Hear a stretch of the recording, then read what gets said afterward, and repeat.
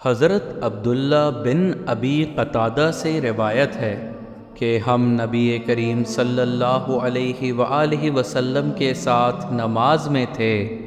आप सल्लल्लाहु अलैहि वसल्लम ने कुछ लोगों के चलने फिरने और बोलने की आवाज़ सुनी। नमाज के बाद आप सल्लल्लाहु अलैहि वसल्लम ने दरियाफ़्त फरमाया कि क्या क़िस्सा है। लोगों ने कहा कि हम नमाज के लिए जल्दी कर रहे थे। आप सल्लल्लाहु अलैहि वसल्लम ने फरमाया कि ऐसा ना करो, बल्कि जब तुम नमाज के लिए आओ तो वक़ार और सुकून को मलहूज़ रखो। नमाज का जो हिस्सा पाओ उसे पढ़ो और जो रह जाए उसे बाद में पूरा कर लो।